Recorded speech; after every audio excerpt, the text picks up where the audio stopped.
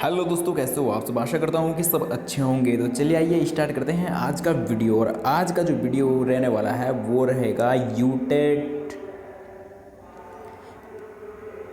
2020 paper first.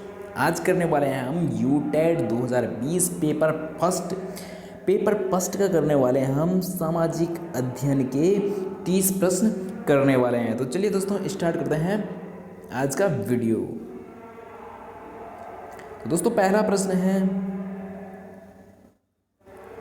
Meena माता रोग ऐसी मछली खाने से होता है जिसमें अधिक मात्रा में पाया जाता है। केडियम, आर्सेनिक, पारा, उपरोक्त सभी। तो दोस्तों इसका जो सही आंसर हो जाएगा वो हो जाएगा ऑप्शन नंबर सी, पारा इसका सही उत्तर हो जाएगा। तो चलिए बढ़ते हैं अगले प्रश्न की ओर। अगला जो दोस्तों प्रश्न है वो है, प्रोजेक्ट रेड फांडा शुरू हुआ। ऑप्शन ए है 1984, बी है 1986 और सी है 1994 और डी है 1996। तो दोस्तों इसका जो सही आंसर हो जाएगा वो हो जाएगा ऑप्शन नंबर डी 1996। तो चलिए दोस्तों बढ़ते हैं अगले प्रश्न की ओर। तो दोस्तों अगला जो प्रश्न है वो है, ओजोन परत का अधिकतम हास्य निम्न में से किस पर हुआ है। तो दोस्तों इसी प्रश्न को घुमा के भी पूछ देते हैं। कभी कभी जो आपको ये ऑप्शन दे रखे हैं, ऑप्शन क्या कर देते हैं वो बदल देते हैं। जैसे आपको यहाँ पे दक्षिण ध्रुव दिया हुआ है तो यहीं पे क्या दे देते हैं अंटार्कटिक ध्रुव, और ऊपर आर्कटिक ध्रुव दे सकते हैं। तो चलिए दोस्तों ऑप्शन चेक कर लेते हैं इसके। ऑप्शन ए है भूमध्य रेखा, और बी है उत्तरी ध्रुव, और सी है दक्षिणी ध्रुव। तो दोस्तों और डी है उपरोक्त में से कोई नहीं। तो दोस्तों इसका जो सही आंसर हो जाएगा, ओजोन परत का अधिकतम हास्य कहाँ पे हुआ है, दक्षिणी ध्रुव में। और दक्षिणी ध्रुव में क्या पड़ता है, अंटार्कटिक महाद्वीप। तो चलिए दोस्तों बढ़ते हैं अगले प्रश्न की ओर। अगला जो प्रश्न है वो है, निम्नलिखित में से कौन सा गंभीर जल असंतुलन का कारण नहीं है। गंभीर जल असंतुलन का कारण नहीं है। ऑप्शन ए है भूमिगत जल स्तर रिचार्ज करने में विफलता, और ऑप्शन बी है अनियंत्रित शहरीकरण, और सी है दोष रहित जल संरचना, और डी है पानी का अत्यधिक दोहन। तो दोस्तों इसका जो सही आंसर हो जाएगा वो हो जाएगा ऑप्शन नंबर सी, इसका सही उत्तर हो जाएगा दोष रहित जल संरचना। तो चलिए दोस्तों बढ़ते हैं अगले प्रश्न की ओर। अगला जो दोस्तों प्रश्न है वो है, wild life institute of India कहाँ स्थित है। ऑप्शन ए है अहमदाबाद, और बी है नई दिल्ली, और सी है कोयम्बटूर, और डी है देहरादून। तो दोस्तों इसका जो सही आंसर हो जाएगा वो हो जाएगा ऑप्शन नंबर डी, देहरादून में। तो चलिए बढ़ते हैं अगले प्रश्न की ओर।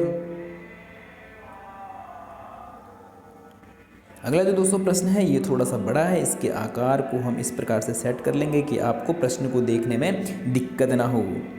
तो दोस्तों प्रश्न है, पंकज अपने छात्रों को यह सुझाव देता है। तो दोस्तों पंकज क्या है, पंकज एक अध्यापक है और वो अपने छात्रों को यह सुझाव देता है कि कैसे एक व्यक्ति पर्यावरण संरक्षण में सर्वोत्तम तरीके से योगदान दे सकता है। उसका सबसे अच्छा सुझाव होगा, ऑप्शन ए है यात्रा के लिए सार्वजनिक परिवहन प्रणाली का उपयोग करें। तो बिल्कुल दोस्तों सही बात है। और ऑप्शन बी है निजी वाहन जैसे कार, स्कूटर आदि न रखना, और सी है बार बार घर से बाहर जाने से बचें, और ऑप्शन डी है निजी वाहन के इंजन नियमित रूप से जांच करें। तो दोस्तों इसका जो सबसे सटीक आंसर हो जाएगा वो हो जाएगा ऑप्शन नंबर ए, यात्रा के लिए सार्वजनिक परिवहन प्रणाली का उपयोग करें। तो दोस्तों चलिए बढ़ते हैं अगले प्रश्न की ओर।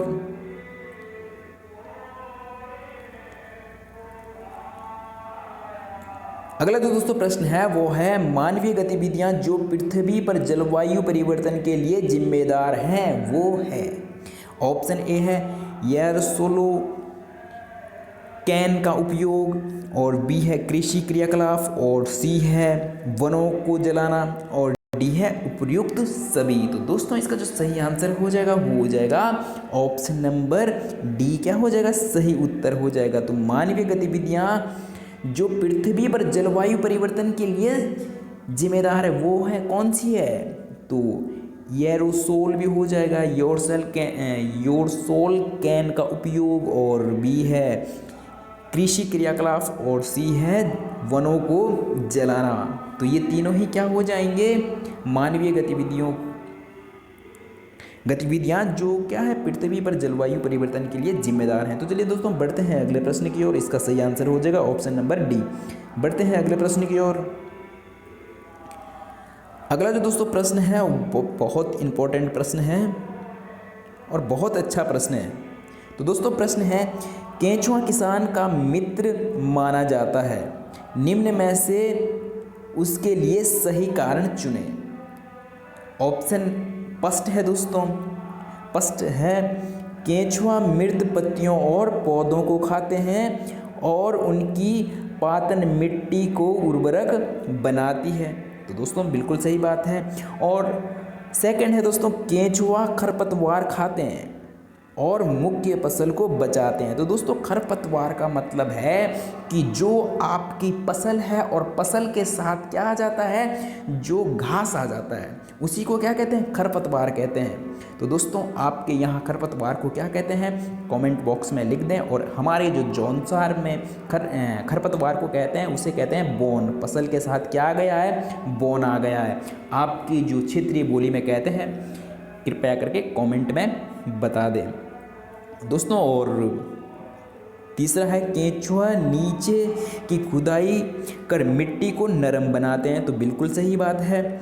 और चौथा है केंचुए की खुदाई हवा और पानी मिट्टी में आसानी से पहुंचती है। तो दोस्तों ये तीनों ही क्या है, सही है। लेकिन केंचुआ क्या नहीं करता है, जो फसल में खरपतवार है उसको नहीं खाते हैं। तो दोस्तों ऐसा कौन सा ऑप्शन है जिसमें ऑप्शन नंबर पॉइंट नंबर 2 नहीं दिया गया है, बाकी तीनों हो। तो दोस्तों इसका जो सही आंसर हो जाएगा वो हो जाएगा ऑप्शन नंबर बी, सही आंसर हो जाएगा। तो चलिए दोस्तों बढ़ते हैं अगले प्रश्न की ओर। अगला जो दोस्तों प्रश्न है वो है,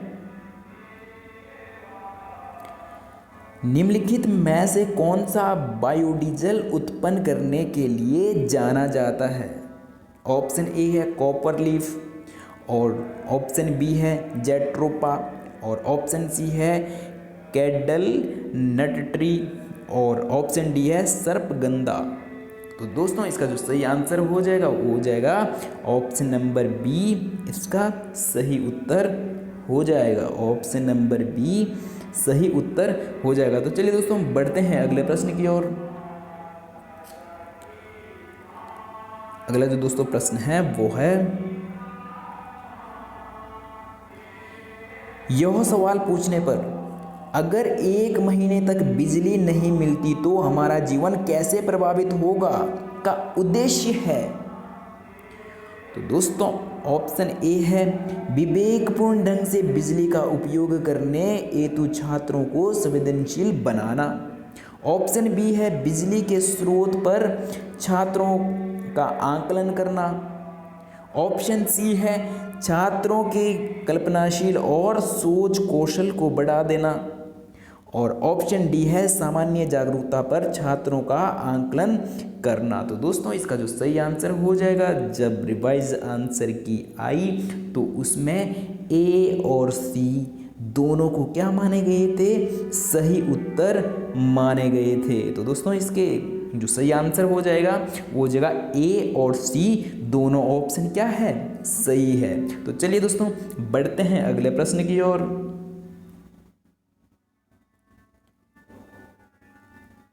तो दोस्तों प्रश्न है, कार्बोहाइड्रेट और प्रोटीन दोनों में पाए जाने वाला सामान्य तत्व, जो ऐसा तत्व जो कार्बोहाइड्रेट में भी पाया जाता है और प्रोटीन में भी पाया जाता है। तो ऑप्शन ए है कैलोरीन, और बी है नाइट्रोजन, और सी है कार्बन और डी है सल्फर। तो दोस्तों इसका जो सही आंसर हो जाएगा वो हो जाएगा ऑप्शन नंबर सी, कार्बन क्या है, कार्बोहाइड्रेट में भी पाया जाता है और प्रोटीन में भी पाया जाता है। तो चलिए दोस्तों बढ़ते हैं अगले प्रश्न की ओर।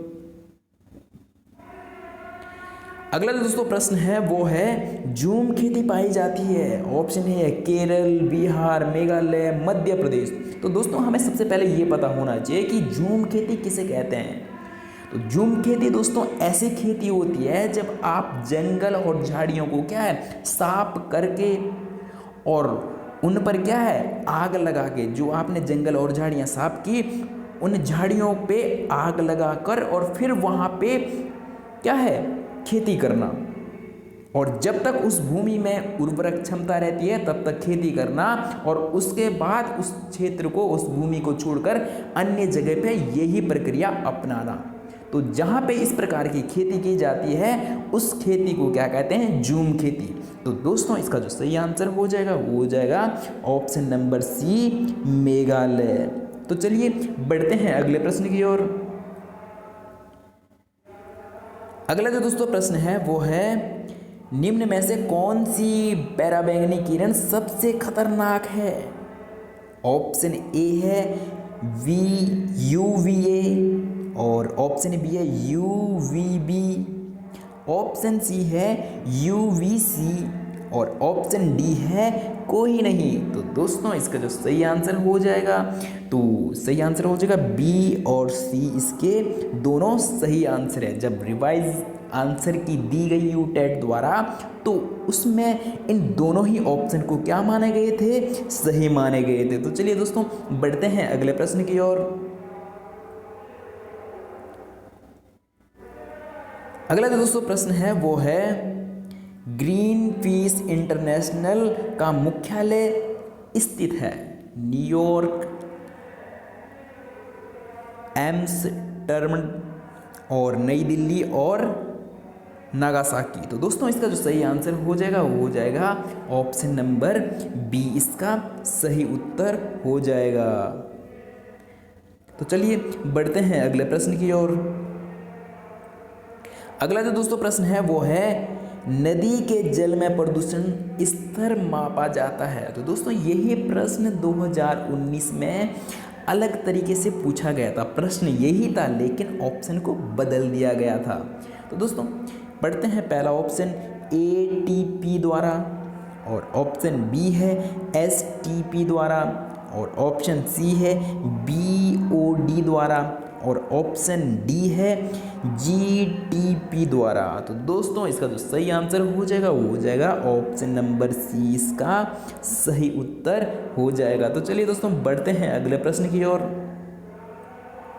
अगला जो दोस्तों प्रश्न है वो है हरित मफलर संबंधित है मृदा प्रदूषण से, वायु प्रदूषण से, ध्वनि प्रदूषण से, जल प्रदूषण से। तो दोस्तों इसका सही आंसर हो जाएगा वो हो जाएगा ऑप्शन नंबर सी, इसका सही उत्तर हो जाएगा ध्वनि प्रदूषण से।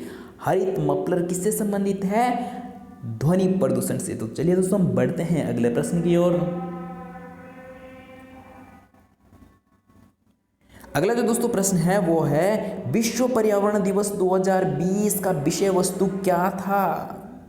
ऑप्शन ए है वायु प्रदूषण, ऑप्शन बी है 7 अरब लोग एक ग्रह सावधानी के साथ उपभोग, और ऑप्शन सी है अपनी आवाज़ उठाओ समुद्र का स्तर नहीं, और ऑप्शन डी है जैव विविधता।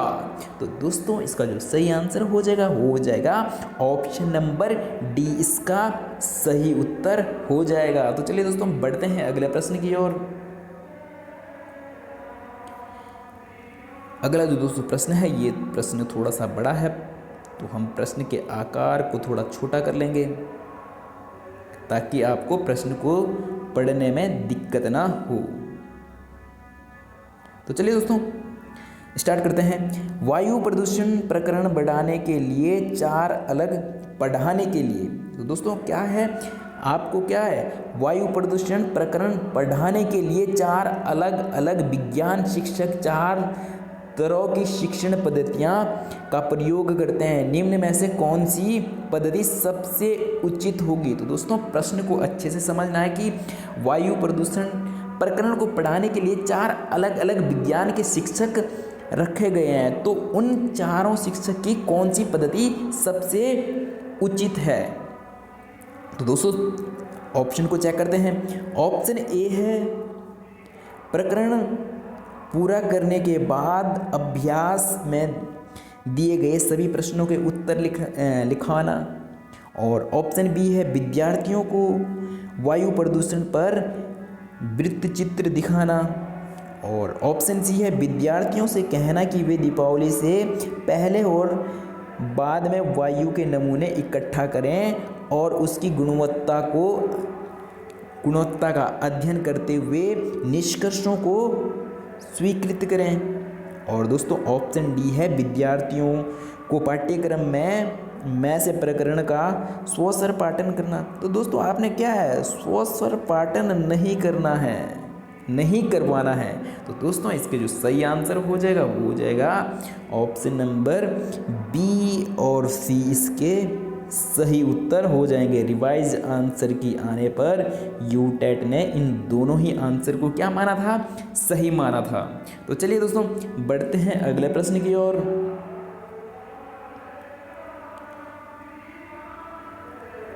अगला जो दोस्तों प्रश्न है वो है GIS का विस्तृत रूप है भौगोलिक सूचना प्रणाली। और ऑप्शन बी है भौगोलिक सूचना स्रोत। और ऑप्शन सी है भूगर्भीय सूचना प्रणाली। और ऑप्शन डी है कोई नहीं। तो दोस्तों इसका जो सही आंसर हो जाएगा वो हो जाएगा ऑप्शन नंबर ए इसका सही उत्तर हो जाएगा। तो चलिए बढ़ते हैं अगले प्रश्न की ओर। अगला जो दोस्तों प्रश्न है बड़ा इंपॉर्टेंट प्रश्न है। मृत सागर क्या है? ऑप्शन ए है ऐसा सागर जिसका पानी जहरीला है। ऑप्शन बी है ऐसा सागर जो सभी सागरों व महासागरों से ज़्यादा नमकीन है। ऑप्शन सी है ऐसा सागर जिसमें ज्वार भाटा बहुत तीव्र गति से आते हैं।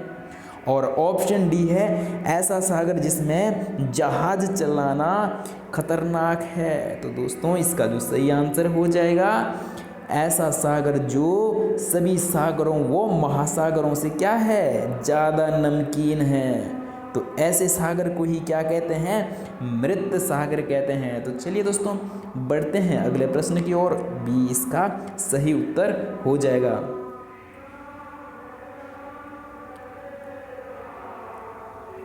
तो दोस्तों अगला जो प्रश्न है बड़ा इंपॉर्टेंट प्रश्न है। मीरा और दिव्या छोटी लड़कियां हैं। मीरा समोसे, कटलेट और डबल रोटी खाना पसंद करती है, जबकि दिव्या ऐसा भोजन पसंद करती है जिसमें लौह तत्वों की कमी हो। तो दोस्तों अच्छे से समझना, दिव्या किस प्रकार का भोजन पसंद कर रही है जिसमें लौह तत्वों की कमी हो। मीरा और दिव्या को निम्नलिखित बीमारी में से क्रमशः कौन सी बीमारी हो सकती है? तो दोस्तों ऑप्शन ए है मोटापा और स्कर्वी।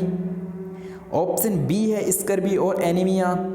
और ऑप्शन सी है एनीमिया और रतुंदी। और डी है मोटापा और एनीमिया। तो दोस्तों इसका जो सही आंसर हो जाएगा ऑप्शन नंबर डी। तो दोस्तों जो एनीमिया रोग होता है वो किसके कारण होता है? जब हमारे शरीर को उचित रूप से क्या नहीं मिलती है, शरीर के अनुरूप डाइट नहीं मिलती है। जब हमारे शरीर को शरीर के अनुरूप डाइट नहीं मिलती है तो जो हमारी लाल रक्त कणिकाएं होती है, रेड ब्लड सेल्स, तो उनमें क्या है, गिरावट आने लगती है, उनमें कमी आने लगती है। और जब उनमें कमी आती है तो हमारे शरीर में आयरन की कमी आ जाती है। और आयरन की कमी होने से ही एनीमिया रोग उत्पन्न हो जाता है। तो दोस्तों इसका जो सही आंसर हो जाएगा वो हो जाएगा ऑप्शन नंबर डी, इसका सही उत्तर हो जाएगा। तो चलिए बढ़ते हैं अगले प्रश्न की ओर। अगला जो दोस्तों प्रश्न है बड़ा अच्छा प्रश्न है। निम्नलिखित में से कौन सा विटामिन कोशिकाओं की सुरक्षा में सहायक है? ऑप्शन ए है विटामिन B12 और ऑप्शन बी है विटामिन के और सी है विटामिन ई और ऑप्शन डी है विटामिन ए। तो दोस्तों इसका जो सही आंसर हो जाएगा वो हो जाएगा option number C vitamin E. क्या है? विटामिन कोशिकाओं की सुरक्षा में सहायता करता है। जो विटामिन ई है ये क्या करता है? विटामिन कोशिकाओं की सुरक्षा में सहायक है। तो चलिए दोस्तों बढ़ते हैं अगले प्रश्न की ओर।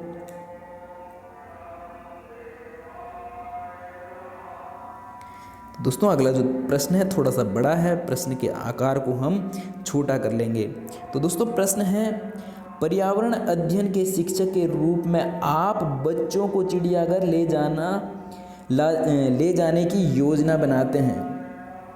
आप बच्चों को निम्न में से कौन सी गतिविधि करने की अनुमति नहीं देंगे? तो दोस्तों ये जो प्रश्न है ये प्रश्न 2019, 20 और 21 तीनों ही साल लगातार पूछा गया है। तो इसके ऑप्शन को चेक कर लेते हैं। ऑप्शन ए है चिड़ियाघर के जानवरों के लिए बहुत सारी खाने की सामग्री ले जाना और ऑप्शन बी है चिड़ियाघर के विभिन्न जानवर कौन सा खाना खाते हैं वो पता लगाना और ऑप्शन सी है चिड़ियाघर में जिन जानवरों को देखेंगे उनकी फ़ोटो लेना और ऑप्शन डी है चिड़ियाघर में उन्होंने जो देखा उसका चित्र बनाने के लिए ड्राइंग की कॉपी को साथ ले जाना। तो दोस्तों आप कौन सी अनुमति नहीं देंगे? तो आप ऑप्शन नंबर ए में जो बताया गया है कि चिड़ियाघर के जानवरों के लिए बहुत सारी खाने की सामग्री ले जाना, आप बच्चों को इस प्रकार की अनुमति नहीं देंगे। तो चलिए दोस्तों बढ़ते हैं अगले प्रश्न की ओर।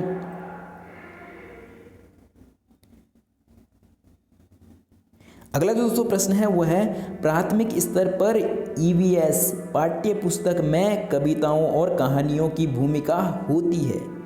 ऑप्शन ए है मौलिक अवधारणा की बेहतर समझ को बढ़ाना और ऑप्शन बी है नियमित शिक्षण शैली बदलाव लाना और ऑप्शन सी है छात्रों में साहित्य कौशल विकसित करना और ऑप्शन डी है विषय को सीखने में अधिक रुचिकर एवं मनोरंजक बनाना। दोस्तों इसका जो सही आंसर हो जाएगा वो हो जाएगा ऑप्शन नंबर डी सही उत्तर हो जाएगा। प्राथमिक स्तर पर जो आप क्या है EVS पढ़ाते हैं उसमें कविताओं और कहानियों की भूमिका होती है कि अधिक रुचिकर एवं मनोरंजक बनाना। विषय को क्या करना है? आपको अधिक रुचिकर और मनोरंजक बनाना होता है EVS की पाठ्य पुस्तक का। तो चलिए दोस्तों बढ़ते हैं अगले प्रश्न की ओर।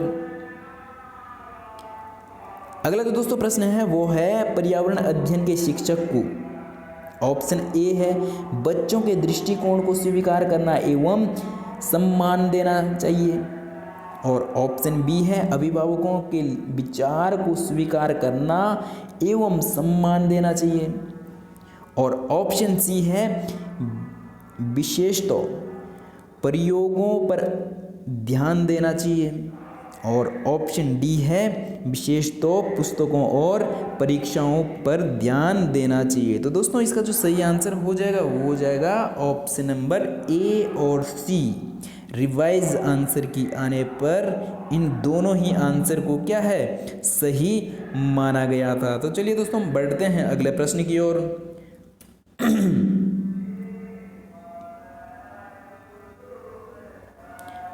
अगला जो दोस्तों प्रश्न है वो है पर्यावरण अध्ययन में एक अच्छे दंतकार्य का मुख्य लक्ष्य होना चाहिए। ऑप्शन ए है प्रभावी अधिगम के लिए पाठ को दोहराना। ऑप्शन बी है समय का बेहतर उपयोग सुनिश्चित करना और ऑप्शन सी है शिक्षार्थियों में अनुशासन बनाए रखना और ऑप्शन डी है अधिगम विस्तार के अवसर उपलब्ध कराना। तो दोस्तों इसका जो सही आंसर हो जाएगा वो हो जाएगा ऑप्शन नंबर डी। आपको क्या करने हैं अधिगम विस्तार के लिए आपको क्या बच्चे को अधिक से अधिक अवसर उपलब्ध कराना। तो दोस्तों इसका जो डी आंसर है वो एकदम सही आंसर हो जाएगा। तो चलिए बस दोस्तों बढ़ते हैं अगले प्रश्न की ओर। अगला जो दोस्तों प्रश्न है वो है मौसम का महत्वपूर्ण तत्व जो भारत में कृषि को प्रभावित करता है। तो दोस्तों भारत को क्या है, मौसम कृषि वाला देश भी कहा जाता है, जिसमें क्या है मौसमी कृषि पाई जाती है। तो ऑप्शन ए है तापमान, और बी है आर्द्रता, और सी है वायु की गुणवत्ता, और डी है वर्षा। तो दोस्तों इसका जो सही आंसर हो जाएगा वो हो जाएगा ऑप्शन नंबर डी, वर्षा। तो जिस समय भारत में अच्छी वर्षा होती है तो फसल भी अच्छी होगी, और जिस समय भारत में क्या है वर्षा अच्छी नहीं होगी तो उस समय फसल भी अच्छी नहीं होती है। तो चलिए दोस्तों बढ़ते हैं अगले प्रश्न की ओर। अगला जो दोस्तों प्रश्न है ये है माउंट एवरेस्ट। माउंट एवरेस्ट कहाँ स्थित है, भारत, चीन, तिब्बत, नेपाल। तो दोस्तों इसका जो सही आंसर है हो जाएगा ऑप्शन नंबर डी, नेपाल। तो चलिए बढ़ते हैं अगले प्रश्न की ओर, और ये आज का सेकंड लास्ट प्रश्न रहने वाला है। तो दोस्तों अगर वीडियो को लाइक नहीं किया तो वीडियो को लाइक करें, और अगर चैनल पर पहली बार हो तो चैनल को ज़रूर से ज़रूर सब्सक्राइब करें। तो चलिए स्टार्ट करते हैं प्रश्न को। भूकंप के लिए उत्तरदायी पृथ्वी की प्लेटें पाई जाती है। ऑप्शन ए है भूपर्पट्टी, और ऑप्शन बी है पृथ्वी प्रवार में, और ऑप्शन सी है पृथ्वी की आंतरिक रोड में, और ऑप्शन डी है पृथ्वी की बाह्य रोड में। तो दोस्तों इसका जो सही आंसर हो जाएगा ऑप्शन नंबर ए, भूपर्पट्टी में क्या पाई जाती है, भूकंप के लिए उत्तरदायी प्लेटें कहाँ पाई जाती है, भूगर्भी प्लेटों में। तो चलिए दोस्तों बढ़ते हैं अगले प्रश्न की ओर। अगला जो प्रश्न है पेट्रोल और डीजल जैसे ईंधनों का अपूर्ण दहन देता है। तो दोस्तों ऑप्शन ए है नाइट्रोजन ऑक्सीजन, ऑप्शन बी है सल्फर डाइऑक्साइड, और ऑप्शन सी है कार्बन मोनोऑक्साइड, और ऑप्शन डी है कार्बन डाइऑक्साइड। तो दोस्तों इसका जो सही आंसर हो जाएगा ऑप्शन नंबर सी, इसका सही उत्तर हो जाएगा। तो दोस्तों वीडियो को पूरा देखने के लिए बहुत बहुत धन्यवाद, और अगर चैनल पर पहले बार हो तो ज़रूर से ज़रूर सब्सक्राइब करें। धन्यवाद। आज के लिए इतना ही। धन्यवाद। जय हिंद। वंदे मातरम।